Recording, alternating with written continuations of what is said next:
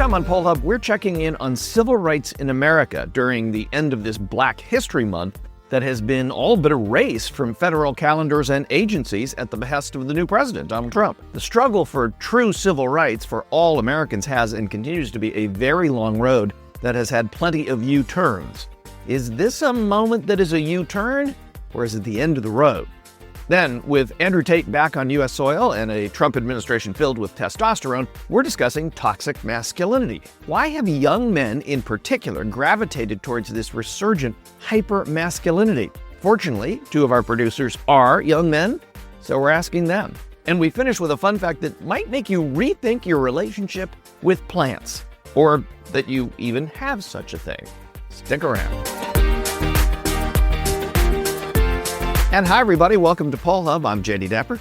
I'm Barbara Carvalho. I'm Hunter Petro. I'm Neil Viswanathan. And I'm Lee Marigal. So as we record this, we are still in February. This will be released at the beginning of March 1st. This is the end of Black History Month. Black History Month that has largely disappeared from the federal government and some private companies. Google has taken Black History Month out of its calendars, for instance.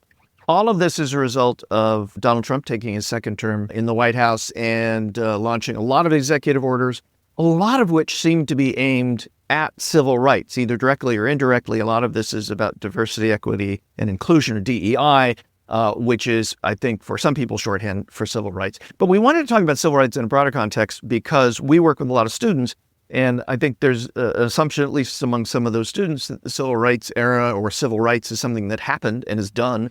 Happened in the past, that's done, it's all settled. And I think we found in this last 5 or 6 weeks that what can be done can be undone very quickly.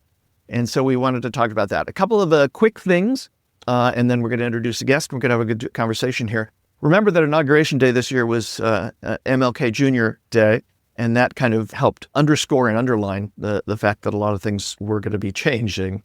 The Trump administration, as we mentioned, a lot of executive orders, a lot of them around DEI and that kind of thing. Also, it's worth noting that there's only one black person in his cabinet, Scott Turner, who is the Secretary of HUD. There are two Latinos, Lori Chavez de Reamer, who is Secretary of Labor, and Marco Rubio, of course, former Senator of Florida, who is Secretary of State. There are a lot of white men around this particular administration. And part of what has happened as a result of that is whether it's in the Pentagon or other places in the federal government, as we mentioned, Black History Month has been erased. Other identity months, as I think the Pentagon has called it, have been erased from calendars. And of course, DEI, the rollback is not only in the federal government, there are threats, including us. So at a university, all of us on this podcast, on the staff, we're a part of a big town hall just this week discussing the ramifications for a private university of what's happening in Washington. So that was a long preamble to get to the introduction to our guest, Dr. Robyn Rosen, who is a professor of history at Marist, and that kind of undersells your talents and skills and what you'll be bringing to this conversation. Thanks for joining us. Sure, my pleasure. So let's start with kind of just throw out the giant question.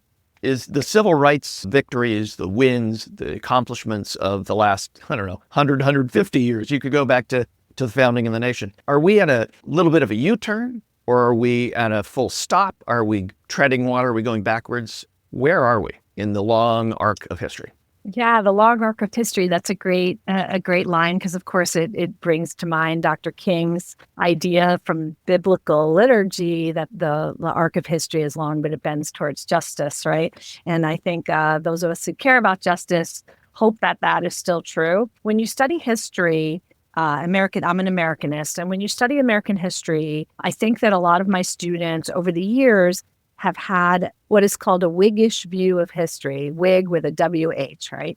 And basically, that's a fancy way of saying that students tend to, and it's because of the way they're educated in middle school and in high school, they tend to think of history as sort of what I call a triumphant march of progress, right? And the idea is that every generation is going to enjoy more rights and democracy is going to be expansive, and it's a simple progression, right? By the time you get to college and you start to look at nuances, you really do begin to study advancement and then instances and eras of backlash, And obviously, right, you don't need to have a PhD in history to know that we're in a backlash era. But I would say that in many ways, when you do study the long arc of history, maybe you have a little less nervousness about this being a full stop to your question, Jay.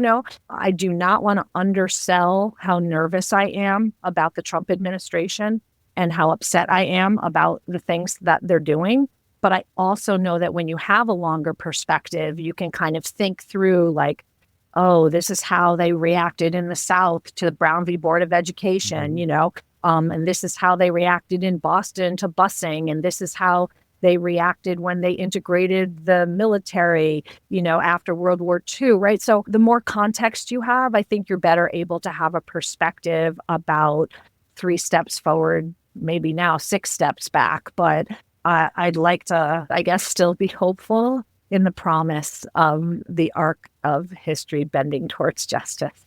Yeah, I guess I'm thinking as you're talking, Robyn, that, we're sort of on, I almost view it as a treadmill that goes at different speeds. And if you're moving a little bit faster on the treadmill, you're making progress. But if you sort of slow up or even come to a halt, then you go flying backwards. So I think we've had during this period, as Jay alluded to, I'm old enough to remember when, but, there was no civil rights legislation because of seniority in the Senate. And the Southern Committee chairman back then, during the Eisenhower and Kennedy years, were so reluctant to move forward on civil rights until we got that sudden breakthrough in the mid 60s. But then the summers were not pleasant. There was a lot of urban disturbance and riots and so the good old days are neither so good nor so well remembered as I think the nostalgia doesn't kick in. Let me put it that way. But there's so much to talk about. But I'm just thinking of the current redo of history where Black Lives Matter doesn't end up being what it started out to be and go back further, the Tuskegee Airmen from World War II, that kind of gets redefined. I mean, are we in a period not necessarily of erasing even laws as much as we're redefining what we thought was the reality? Yeah, it's a great question. And I would say that there have been history wars going on for as long as the profession exists. And because historians build from facts to create interpretations, it's not just all our opinions. There are things that actually happen, but there are definitely ways of spinning things and people create narratives. So, the thing I think about, because I teach African-American history and at Marist. And one of the books I begin with, we don't read the whole book, but I wanted my students to get a taste of it, is the 1619 Project, right? Mm-hmm. Hannah Nicole Jones started as a New York Times project and now is a book. And in the first Trump administration, as part of the conservative backlash against the fundamental argument of 1619, which was pretty simple, really, which is just to say race has been an important part of America since before we were even a country. And if you don't talk about race, you're missing a whole aspect of our country's history, right? So it was actually a pretty simple, and there was a lot of consensus in the historical community about it.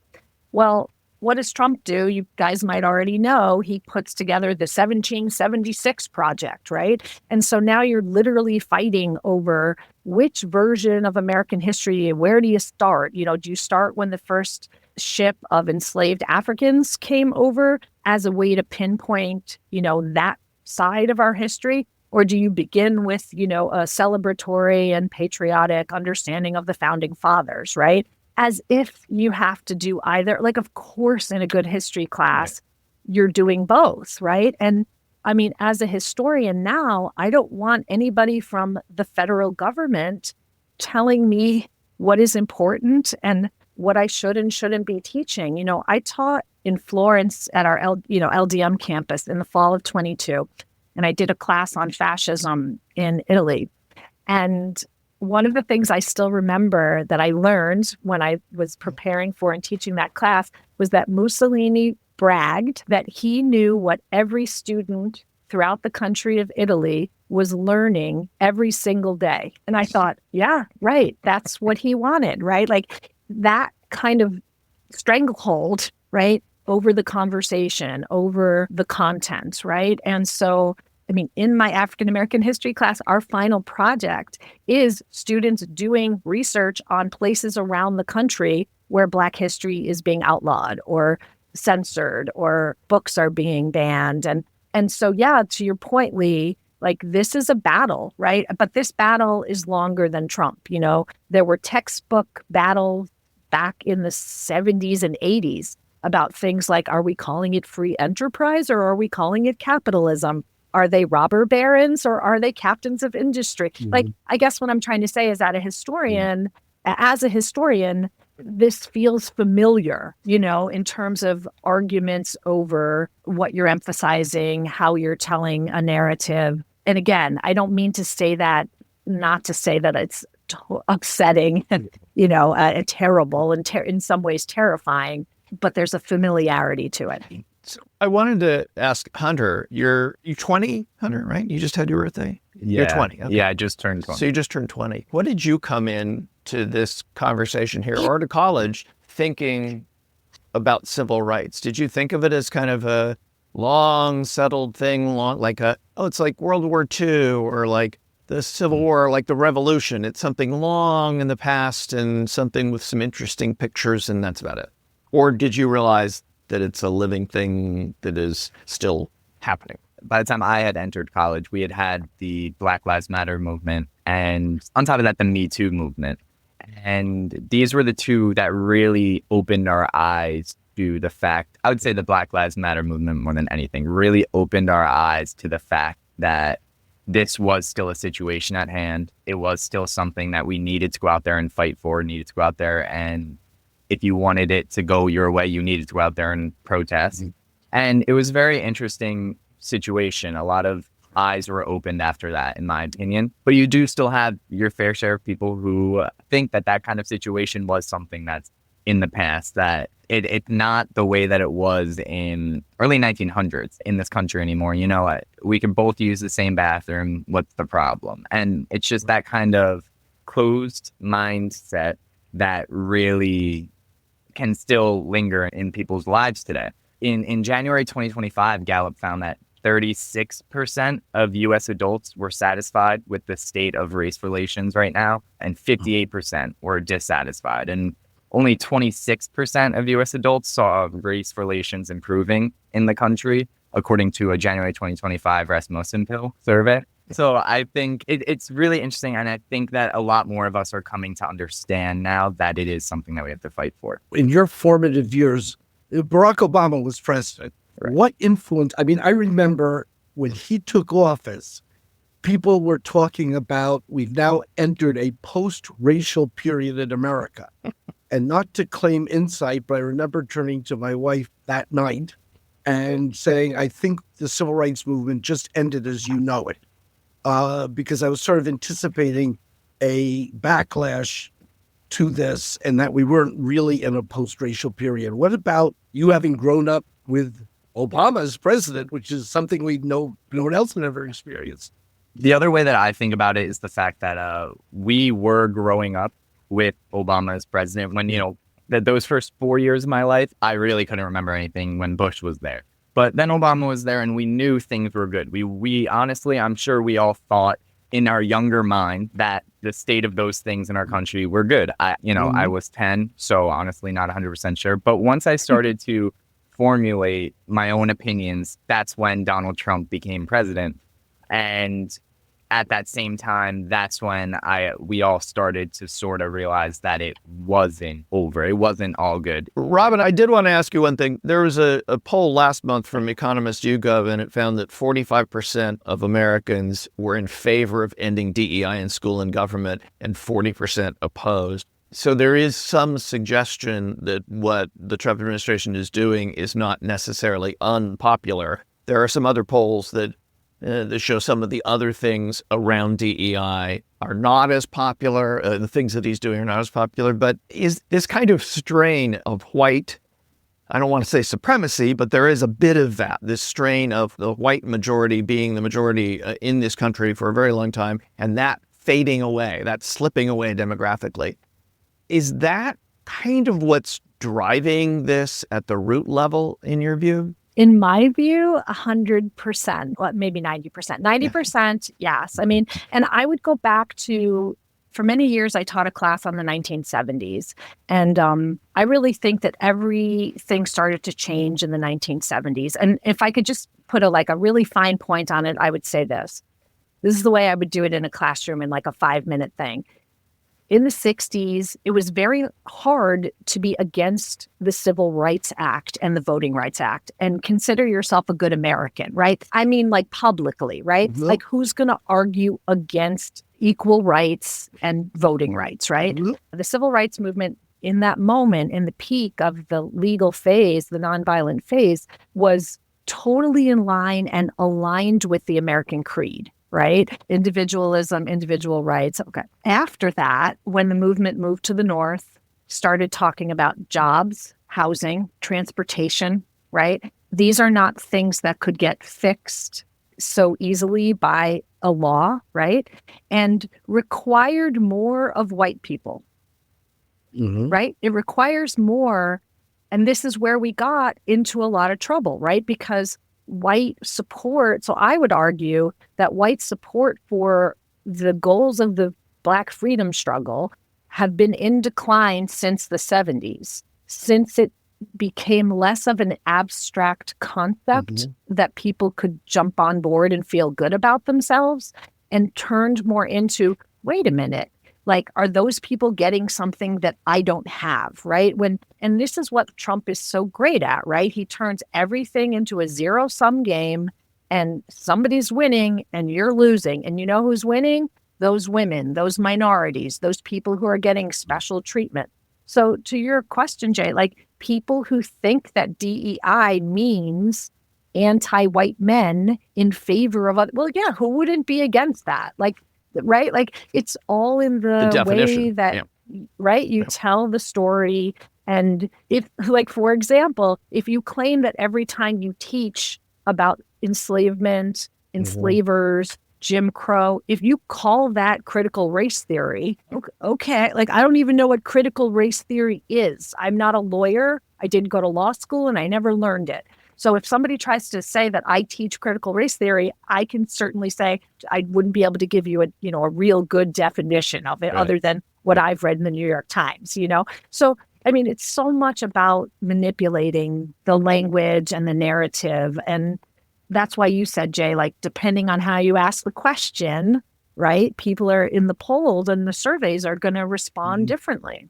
And Black Lives Matter for others becomes defund the police. And now that becomes the battleground. The lines get drawn there. I know you at Marist have ventured you out of the classroom to take a group of students to actually have a more experiential grasp of history in the present. So tell us a little bit about this class you do, because it's very unusual. Sure. I teach a spring attachment called The Struggle for Racial Justice in the American South.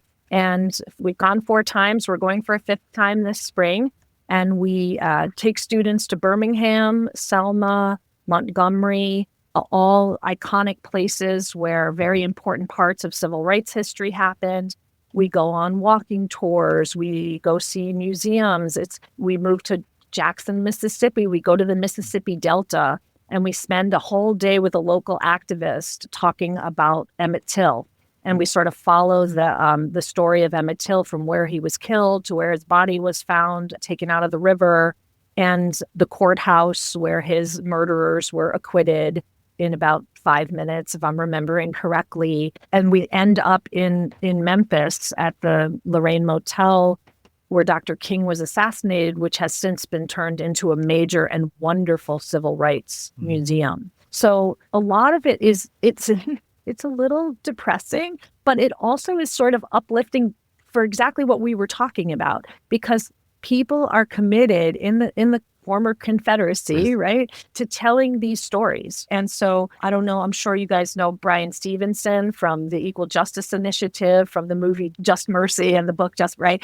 His museum, the Legacy Museum, from enslavement to mass incarceration, is one of the best museums I've ever been to. And I'm a snobby New York City girl. I grew up in New York. I'm like, that's where all the good museums are. And then I go down south and I'm like, holy moly, this is really powerful. This is making an argument. He also created the National Memorial for Peace and Justice, which is known as the Lynching Memorial, which as an American Jew, I can only say that it was only being at the Holocaust Museum where I had a similar feeling of being at the Lynching Memorial. Like, it's incredibly moving.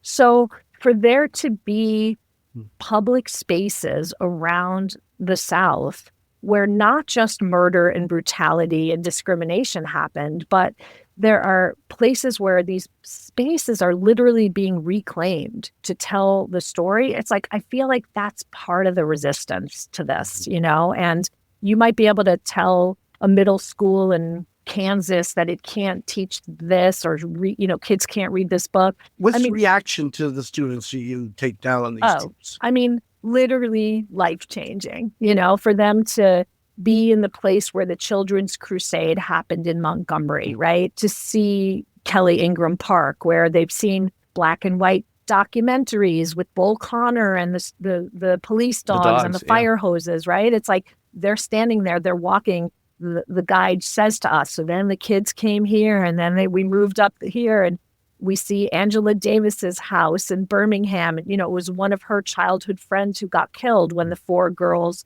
were murdered with the church bombing. And we see the church where that was bombed and the plaque. And then we walk over the Edmund Pettus Bridge, and the students, have read and seen footage about the voting rights march that happened there. So, I can't explain.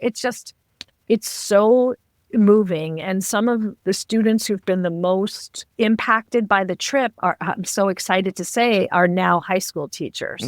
So that just makes me like, I have to, in these days that, you feel really nervous about everything. It's like, I have to take my treasure where I can get it, and the positives, and to know that my former students are out there doing good work, and that's very gratifying. It's interesting that you noted you thought that a change happened at some point in the 70s, later 70s, and you were talking about the South, and I remembered that Ronald Reagan launched his campaign in Philadelphia, Mississippi, which was not a dog whistle. Not coincidentally, Ronald Reagan also originally was not in favor of the MLK holiday. And he switched, right? Well, Dr. Rosen, thank you so much for joining us. It's been a really pleasure and great to get the perspective. I think in this particular time, for a lot of people, it's a very challenging time. As I noted, we had a big assembly with much of our faculty and staff this week, and there's a lot of trauma, out there because of the uncertainty, if nothing else, because of the uncertainty. And I think your historical perspective should, at least it does to me, give me a little bit better sense that there are cycles to history and we're in one.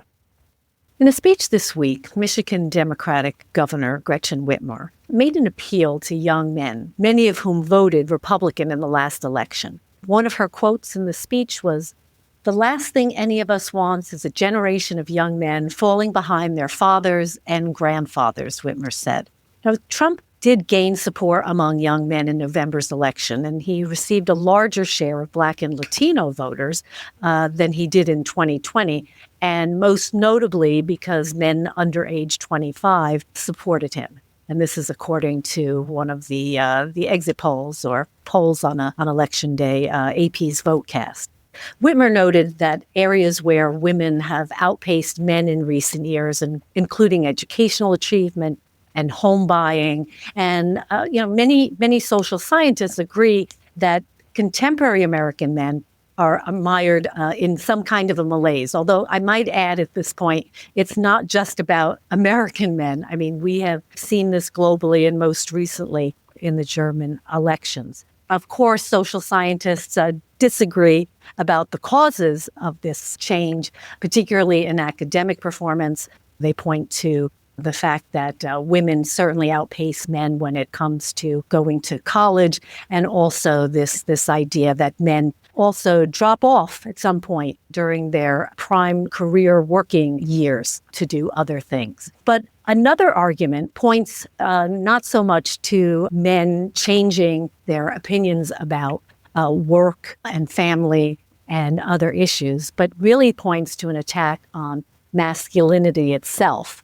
A phrase that is often bandied about is toxic masculinity, and it's often used to describe things like misogyny, homophobia, and bullying, taking traits that perhaps have been traditionally masculine in terms of, strength and power, and taking them to a different point. Neil and Hunter, the podcast students producers, are joining me today to talk about the research they've found about masculinity and Americans' perceptions of it. And so what did you find? What are Americans' perceptions and opinion when they are asked about masculinity? It's really interesting. In September of 2024, Pew Research asked an entire slew of questions on this topic, and they asked U.S. adults about how they felt regarding the ongoing conversation surrounding masculinity in America. And remember, that was September 2024. We're at the height of the election. It was a really big topic of conversation.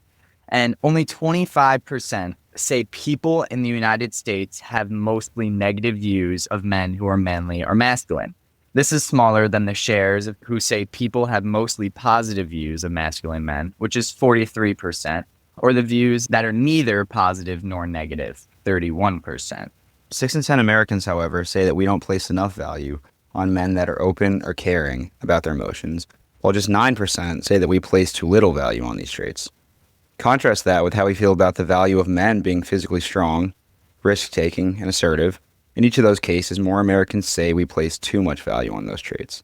Overall, Americans seem to reject this toxic masculinity mindset, yet among men who view themselves as completely masculine, they seem to prefer President Trump and his traditional hyper-masculine values, 57% to 36%, according to an October 2024 YouGov survey. I guess kind of with all that data being put out there, I kind of want a more human perspective on this. So, Barb, obviously you've been around a little longer than me and Hunter, but when did you first notice the conversation around toxic masculinity becoming a thing, or was that just kind of the norm growing up? Well, what's interesting is I tend to look again at the data. And one of the things, if you look at employment over literally the last 4 to 5 decades, this is not a trend. This is not something that has just kind of popped up with President Trump. I think that part of his rhetoric, and a lot of his rhetoric, focuses on the emotional issues that surround masculinity, and particularly how he riles, particularly those who oppose him on the left and progressives. But recognize that this is an emotional appeal. The problem itself, which I think has to do with the change in our economy, and the change in jobs and the change in opportunities that has been occurring over many, many decades. Trump wasn't the first to, attract interest from men and young men. And mostly that when President Clinton, a Democrat, when President Obama, a Democrat, also appealed to this group, they were appealing to them based on economic opportunity, on jobs, on security. And I think if we look at the data over time, that may be what a large part of this is about. In fact, when we look at that exit poll that I mentioned in the intro, the issue that it was of most concern to young men was about the economy and was about jobs and the lack of opportunities. So we tend to, I think, conflate a little bit these very significant issues, which are about our economy, which have been going through dramatic changes over the last 40 and 50 years, from a manufacturing economy to a service economy and then an information economy. I think that the group of people that have very much been left behind and has been noted in a lot of the data is young men, and especially young men who choose not to go to college, which doesn't need to be a choice for everyone, but has certainly changed the trajectory of how people can do economically. But I'd like to ask you guys too. You brought this topic to our attention, as you do many other topics. But I think I was particularly intrigued as to find out, what is it about this topic that you felt needed some discussion? I think for me, it was mainly this past election. I think we saw Trump do really, really well with the male demographic. And I think a lot of that comes from the podcasting demographic, Trump going on Joe Rogan, him going on the Nelk Full Send podcast. And I think things like that really appeal to young men. But I've seen that also, that can go very toxic, as we can see with figures like Andrew Tate and how they call it being masculine and being hyper-masculine, but that really turns into essentially just being misogynistic a lot of times. So I think it was interesting to look at where can you draw that line where you can have positive masculinity without it creeping into misogyny or becoming toxic in any way. as he's flying back to you as we speak. How about you, Hunter?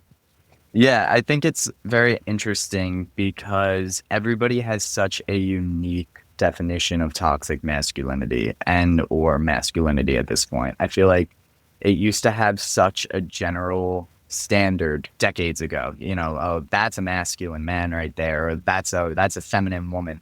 But now today, you can't really put your finger on it that much. Everybody has their own personal definitions for masculinity. And yes, some people's definitions are still very hyper traditional, but some are more modern. So it's interesting for me to look at the numbers to see how people are shifting. And Barb, I'm not sure if you've noticed a big shift in your lifetime in your working on all these political campaigns throughout your career. I'm not sure if you've noticed this exact, shift in the masculine mindset. I know this has been a topic of conversation with Clinton and Obama, and I'm wondering, how has that definition shifted, if at all? I think there's a great deal more awareness of issues of toxic masculinity. Certainly the entire Me Too movement kind of precipitated probably the 2020 campaign and the more intense rhetoric and language that has been used. If I dial back to, if I can remember back when I was your age and going through school, there wasn't such a phrase as toxic masculinity. We'd more often call them jocks. And I think Trump has even excused some of his language by saying, oh, well, that's just locker room talk. And so I think what we have lost over the decades is a certain amount of civility. What we have also gained is the ability to have many of these conversations in a public forum. I think that is very different. I think that as I look back, there were things that would happen and nobody talked about them, and you weren't really allowed to talk about them. And it was, his phrases, oh, well, boys will be boys. And so it was discounted as something that was, in a sense, more normalized. And I think that growth and that ability for us to be able to discuss that as a society and a community, which is what we've also seen over the last couple of decades, and particularly with the Me Too movement, in a sense has probably led to somewhat of this reaction that we have seen. But recognize also when we look at politics, this is not how it has always been. In 2008, President Obama also won this group. He won red states, people who were struggling economically, looking for better opportunities. And that's what his campaign was focused on, and that was what it was about. Now, with all of the issues that happened, the incredible tanking of our housing sector, the recession that we went through, it's not surprising that the lack of gains that he made in terms of providing that kind of economy and opportunity, it's not surprising that it led to this kind of reaction. But it's not new to Trump. I think what's different about Trump is that it is part of the public debate, and it is so much about our conversation. I just have one last question for Neil. Maybe you have a better grasp on this, but people our age, especially men our age, young men our age, are really finding an interest and a home in creators like Joe Rogan and Andrew Tate and, stuff like that. And there's just been this rise of the manly man on TikTok and Instagram and stuff. And why do you think those people have become so popular amongst young men right now? Do you think it's just like, oh, we're growing and we want to grow into masculine men, or do you think we're trying to meet a societal standard? I think it's more of a larger narrative that's kind of being pushed by politicians, those types of figures like Joe Rogan, Andrew Tate, that men are the victim, that for so many generations, right, women have been progressing. They've been moving up in the workforce, and that, something's kind of been taken from men, which I personally don't feel like is the case at all, but I feel like that's how a lot of people feel. And I think that can also play into race relations and stuff, as minorities have been moving up economically and in the workforce and stuff. I feel like these same types of creators also push that, the majority, like racial majorities are also being victimized as people are taking things from them, which I don't really feel is the case. But I feel like that's kind of the larger sentiment that I've seen. which kind of results in this hypermasculinity pushed by figures such as, Andrew Tate. So, Hunter, what are your thoughts? Yeah, I think it's very interesting. And I know that I'm definitely someone who has fallen victim to this kind of mindset before of, you should be masculine. That's, the kind of person that, is strong and succeeds in the world, like blah, blah, blah. But it pretty quickly snapped out for me because I realized that it's really not about being masculine. And I am shocked at the number of people, and it's not every girl and boy in the world, but the number of people who do truly look for and appreciate the emotional side of things and the being able to be open with your partner and your friends. And the fact that that causes stronger bonds and relationships with the people that you surround yourself with. We looked at a bunch of poll numbers, and most of them found that emotion and intelligence and being sensitive to the feelings of others were the top types of factors that people were looking for in a man. So it was just really interesting for me to see, because I know that a lot of people my age will fall victim to that kind of mentality at one point or another. But I think we're at a time in the world where a lot of things aren't what they used to be standard-wise. Yeah, and just kind of looking forward too, those are many of the characteristics that the next generation of workers is going to need.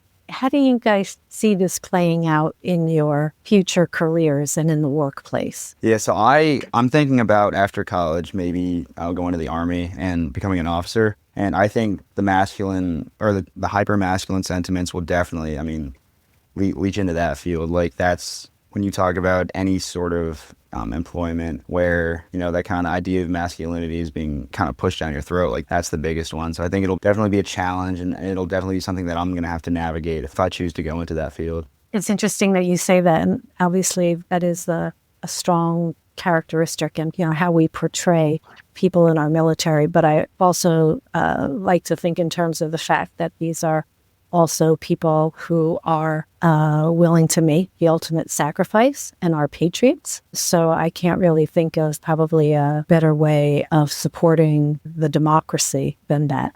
All right, a little change of pace for our fun fact after what were certainly heavy-duty topics preceding this. But CBS in 2012 did ask the following questions, which I guess is an empathetic question. If plants that's a stretch. If plants had feelings, would you treat them better than you do now, worse than you do now, or about the same as you do now? National audience, better 25%, worse 1%. I don't know what that meant. Some hit it with plant pesticides sadists or something. Yeah, and the same is the majority at 68%. But interestingly, there is about 1 in 4 who say, plants had feelings. I would treat them better than I do now because I would feel some empathy. Guys, how do you react to the question?